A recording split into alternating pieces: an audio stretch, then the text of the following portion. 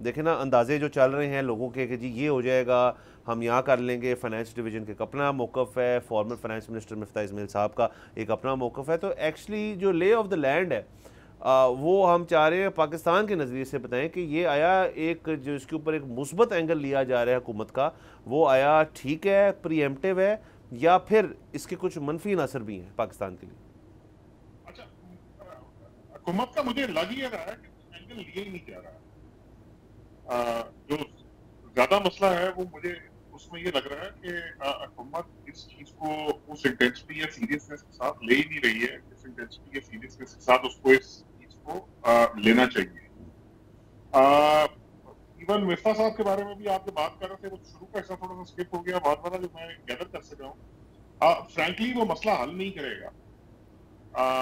मतलब यूएस की अगर आप एग्रीकल्चरल इंपोर्ट्स करते हैं तो एग्रीकल्चरल इंपोर्ट्स के ऊपर, इवन मशीनरी की इंपोर्ट के ऊपर ड्यूटी वगैरह आप ऑलरेडी कम कर चुके हैं। मुसीबत यह है कि इस तरह की चीजों के ऊपर यूएस मल्टीपल रीजन की वजह से कंपेटिटिव ही नहीं है, इवन कम ड्यूटी के साथ भी। सो फॉर इंस्टेंस अगर आप एग्रीकल्चरल मशीनरी की बात करते हैं जो एक जमाने में यूएस से काफी साइजेबल अमाउंट में आती थी, आपने इस पर ड्यूटी तकरीबन 40% 60% कम कर दी थी। आई थिंक अगर मैं गलती पे नहीं हूँ तो 25% से आपने इसको 10% कर दिया था। लेकिन हुआ ये है उसके बावजूद भी कि आपको एक तो यूएस की मशीनरी एग्रीकल्चरल वैसे ही थोड़ी सी ज्यादा एक्सपेंसिव है, दूसरा फ्रेट कॉस्ट वगैरह डाल के आपको ये बेलारूस के चाइना या इस तरह की कंपैरेटिव इंपोर्ट्स के मुकाबले में वो अभी भी महंगी पड़ेगी। सो इशू वो नहीं है, आपको ये समझने की जरूरत है कि आपके ऊपर देखें, India runs a much larger trade surplus with US compared to Pakistan. मतलब हमारा तो सारा ट्रेड सरप्लस यूएस के साथ तो 5-6 बिलियन डॉलर का है। इंडिया का तो मतलब हम सैकड़ों बिलियन में बात करते हैं। तो सोचने की और समझने की जरूरत यह है कि ऐसे हुआ हो क्यों रहा है। उसकी वजह यह है कि वो चीजें जो यूएस से आपके यहाँ इंपोर्ट हो सकती हैं और जिसमें यूएस आज भी कंपेटिटिव है, आपने उनको बहुत ज्यादा अबनॉर्मली हाई रेट पर टैक्स किया हुआ है, टैरिफ उसके ऊपर लगाए हुए हैं। उसकी एक आईफोन जो है, आईफोन के ऊपर इस वक्त को तकरीबन 58% ड्यूटी है, 58% से ज्यादा, बल्कि अगर आप उसमें सेल्स टैक्स का आंसर भी शामिल कर लें तो। बट सेल्स टैक्स क्योंकि तकरीबन सबके ऊपर एक जैसा होता है तो इसलिए उसका इम्पैक्ट अगर हम निकाल भी दें तो 1,48,000 रुपया तकरीबन आप पे करते हैं एक ऐसे आईफोन के ऊपर जिसकी कीमत तकरीबन को 2,90,000 से 3 लाख रुपए के आसपास बनती है। अच्छा, अब अगर फॉर इंस्टेंस ये देखें ना आप, ये किसी मतलब वो मिफ्ता साहब के दौर में भी ये मामला थोड़ा सा एग्जैजरेट किया गया था, शायद इस वजह से वो उसको जस्टिफाई करने के लिए भी ये कह रहे हो कि जी इसकी जरूरत नहीं है कोई चेंज करने की। But fact of the matter is कि अगर फॉर इंस्टेंस आईफोन या मैकबुक जैसी चीजों के ऊपर आप टैरिफ को रिड्यूस कर देते हैं तो क्या होगा। मतलब कितने लोग हैं पाकिस्तान में जो 3 लाख का फोन या 3,20,000, 25,000, 30,000 का फोन भी अफोर्ड कर सकते हैं।